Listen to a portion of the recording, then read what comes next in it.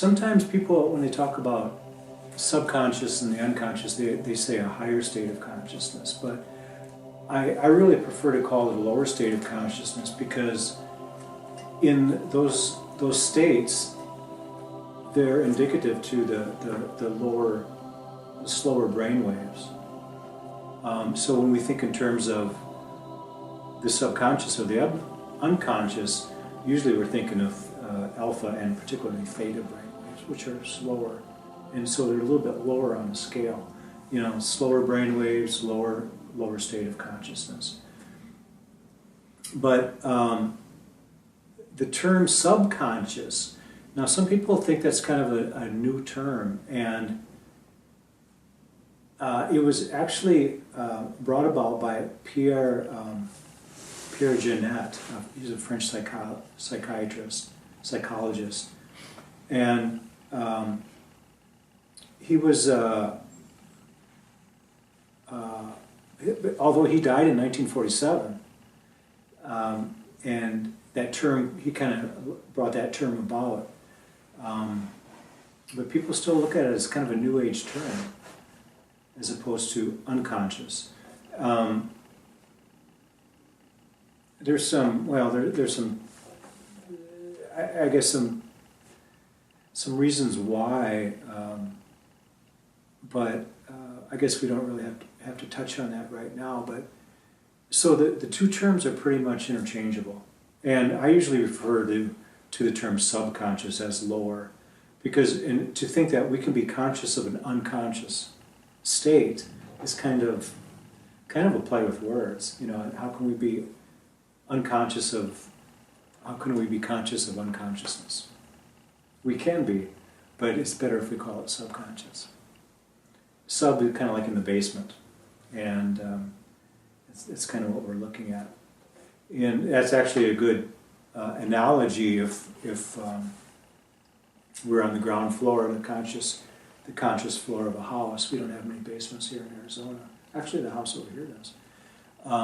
This subconscious would be like in the basement. That's where everything is stored. That's where in the houses in the Midwest anyway, that's where the furnace is. You know, really the machinery of the house. You know, any kind of a sump pump would be down there, and all these things. Everything's in the basement, and very much like the subconscious, that is really in control of what we do. And you know, we think we have this conscious mind, and we think that that we're brilliant and sparkly and everything, but really about 90% of what we have ever learned is stored in the subconscious. And when we think of something and we have to remember something, what we're actually doing is looking into that subconscious mind. And back in 1957, if you remember, there was one of the early surgeries, open brain surgery. It was somebody alert and awake while their skull was open. It was back in 1957. It was a woman, and they did some probing, in the brain, and they hit a spot in the brain, and she had these incredible memories of a birthday that she had when she was very, very young, like 2 or 3 years old. Something she never ever thought about before. And so they were touching these areas of the brain, and she could remember the smell of the cake and the colors of the candles, and everybody that was at the party, and all the songs that they sang, and all these really fine details just came up in her memory. And then they were probing different parts, and different areas of memory would spark. And it was very much proof, and it kind of encouraged a lot of people to really explore that area of the brain, and of the mind as well. Where all these things are stored with us, and how all these neurons, our emotions, are stored there, and everything that we learned in this life and possibly even past lives is stored in this, what we call the subconscious. Everything that was ever said and done, and it's actually the motor behind everything we do. We think that we move our arm, but there's 150 muscles from here to here, and there's no possible way that we can think our arm into moving. It just moves. So the subconscious is very, very powerful, and when we think of, when I ask you to think of your address, your physical address, you know, the numbers and the name of the street and all that, at first we, you know, where does that come from? We think about it and it comes up, you know, something very, very common to us. It comes up from somewhere. And when we all of a sudden have these memories, and we do, I do a practice called timeline therapy, where we go back into time, and all of a sudden people remember things that they never even thought about before, because it's attached to an emotion that they have in the body. And so all of these things are stored within the body, and the subconscious it takes this stuff and stores it and organizes it, and it releases it when there's that correct communication between the consciousness and the subconsciousness. And that's actually what we're doing in meditation. And the Buddha knew all of this. He was well ahead of his time, 2,500 years ago. He talked about insight, and he says, you know, still the mind, and what comes up, you know, in between these thoughts, he referred to as sort of vipassana meditation or insight meditation. And these thoughts are actually from the subconscious mind. The communication between the conscious and the subconscious is very, very important. And the better we get at that, the more we understand ourselves, we get along better in the world. We, of course, can be very, very mindful. When we think of mindfulness, it's directly related to the subconscious, particularly in the form of remembering to be working with the subconscious, to remember how we communicate to that subconscious. So if we say, when we wake up in the morning, for example, and say to ourselves, today's going to be a horrible day, because I got this schedule, I got to meet with Roy and then Frank and then Ethel, and these are my worst clients or whatever. And if we start thinking that as soon as we wake up, when, you know, the first conscious thing that comes to the mind, our subconscious will do everything in its power to make sure that it's a miserable day for us, just because we already acknowledge that, you know. But if we wake up in the morning and do a metta practice or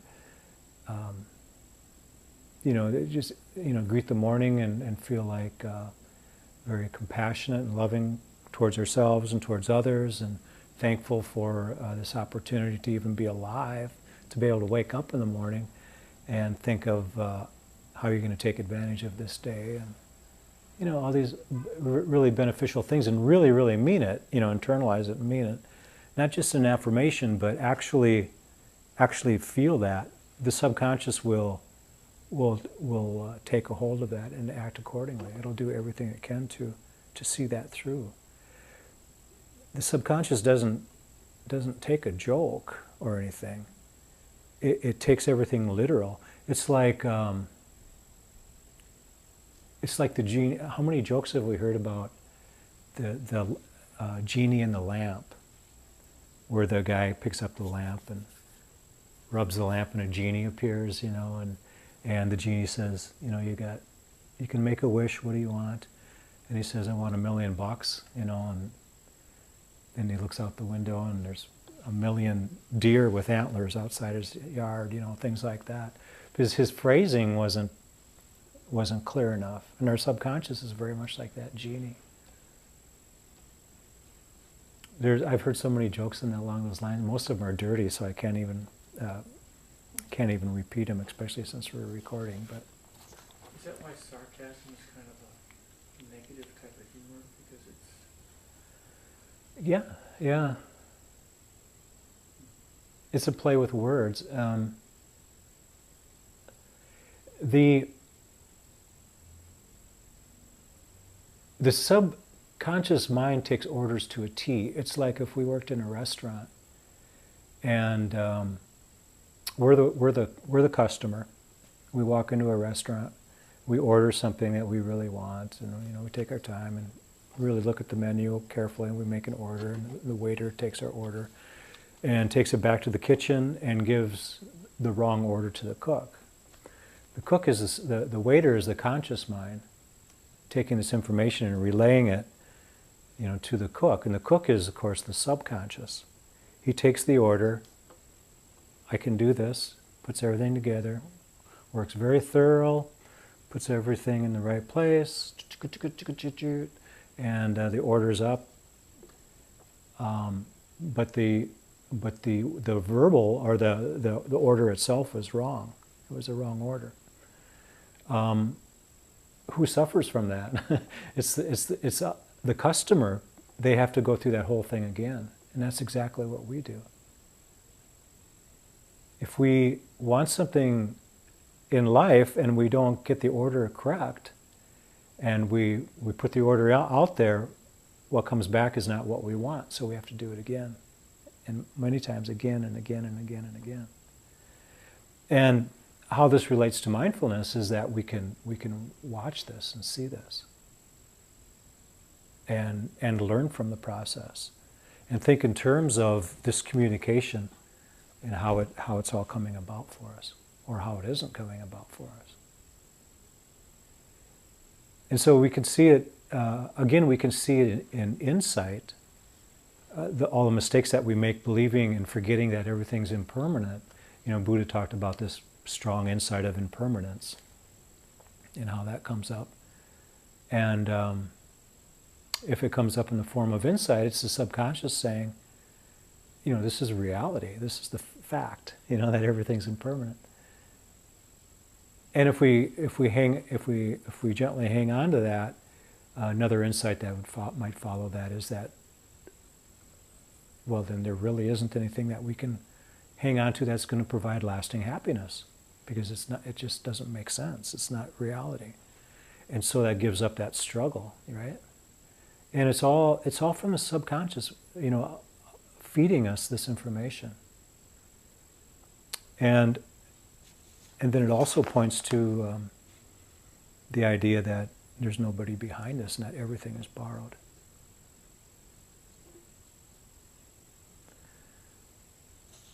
So the subconscious, we could not function without it.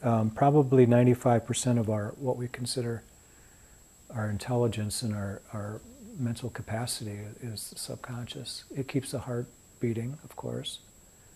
It allows us to fall asleep at night and not forget to breathe, It could be related to SIDS, or crib death, when children forget to breathe at between the ages of 1 and 8 days old, or 7 days old in some cases, where the baby forgets to breathe. They just stop, and they've never been able to clinically figure out why that is, but it happens.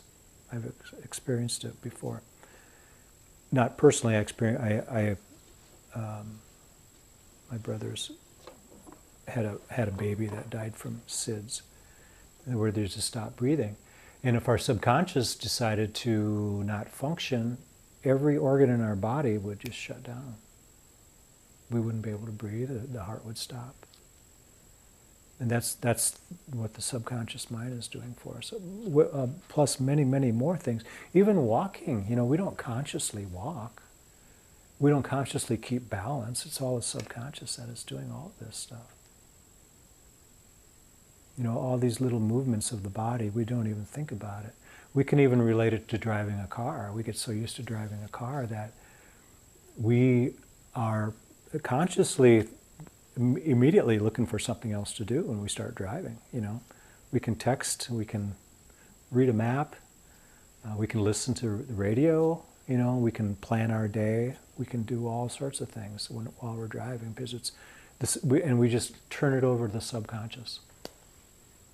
When we've, I don't know if that's a smart thing to do. pardon me? I don't know if that's a smart thing to do. Oh. Just drive along and turn it all over to the subconscious. Well, we do that. We do that though. To some extent. Yeah. I actually try to make my driving time a reminder to be more conscientious and aware as a form of mindfulness. Instead of tuning out while I drive, I actually try to tune in more. Yeah. That's part of that agreement. You know, the conscious says, you know, I'll take over. But the subconscious says, I'll take over here and there too. Not that it never pops through, but Yeah. removing the distractions, I actually find that it's easier for me to be mindful. Yeah. There and in other places, I actually find it very relaxing, not being bombarded with things that force me to go into the Yeah. subconscious distraction mode. Like having music on all the time or making phone calls or any of that. I cut all that out. Well, if it's a distraction, it's conscious. If it's unconscious, it wouldn't be a distraction. Well, I mean, in that these are all distractions and that they're not Yeah. being Yeah. focusing only on that. So anything you can remove from that environment actually allows you to have better awareness. Yeah. Yeah. If it bothers our concentration, our focus.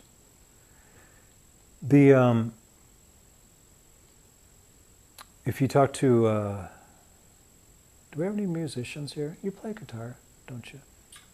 I'm trying to learn. That's what you said last time I asked you. He poses with a guitar really nicely. Any other musicians? But, yeah? What do you play?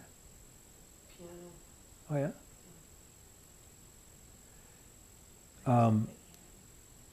There's a movie about the subconscious, conscious aspect of, I think it was Shine, a movie about this pianist. There was the subconscious aspect of his mind that said his father taught him to, I think he was Jewish, and he said, do not expose yourself to the world. You know, don't go out there. Just stay in your little town. You know, don't get involved with the world. Basically, you know, just kind of, you know, be my son and be here. But he wanted to be a concert pianist. He wanted to be out there in the world, and he got very good. But at the very end of that movie, he played. I can't remember the name of the concerto. Very, very, very difficult piece. Probably the hardest piano piece there is.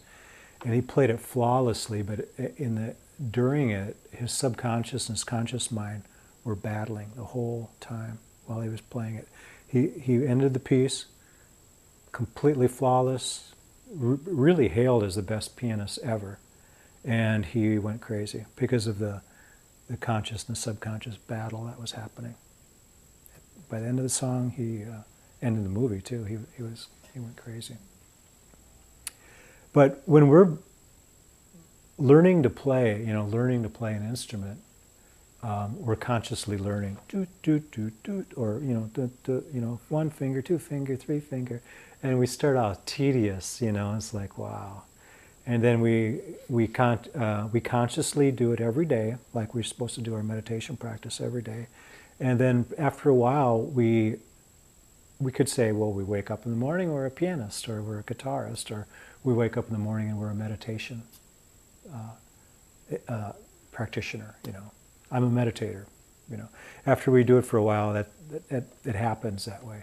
But what we're doing when we actually come to a performance, for example, if you're going to perform on the piano or on the guitar, that performance has to be turned over to the subconscious. Otherwise, the conscious mind will get it completely in the way.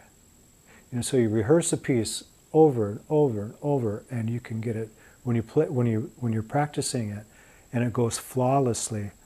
It's the subconscious that took over and took care of that, because all these everything is memorized, and the conscious aspect, the thinking aspect, doesn't have to be there. Actually, if it gets out of the way, it's better.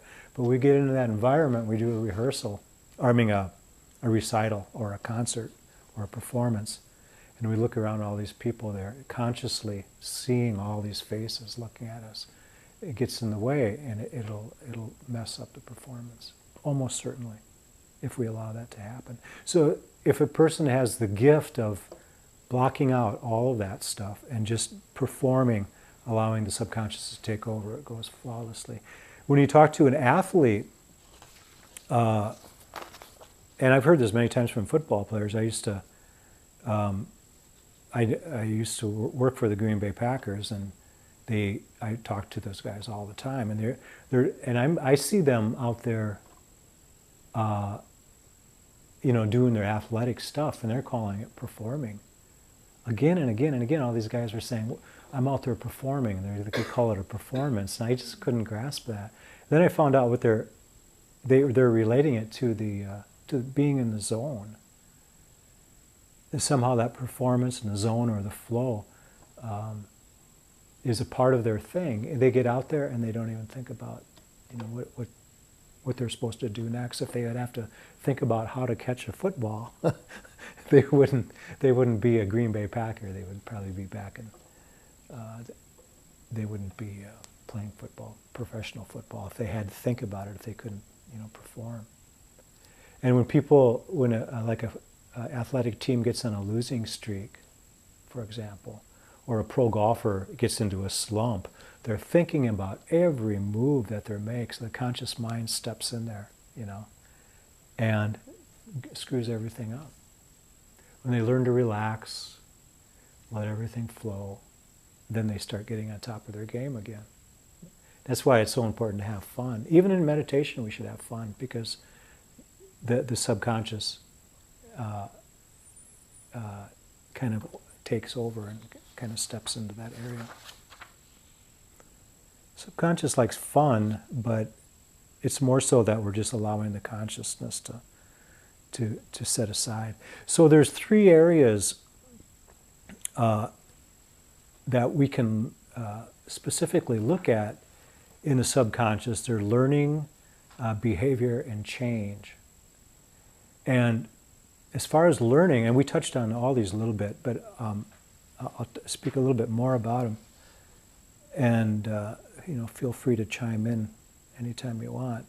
But as far as learning goes, everything that we've learned throughout our life is likely, it's very hard to prove this, but is likely stored in the subconscious mind. So, for example, when that lady had that probe done in the brain, and all of a sudden she remembered this stuff.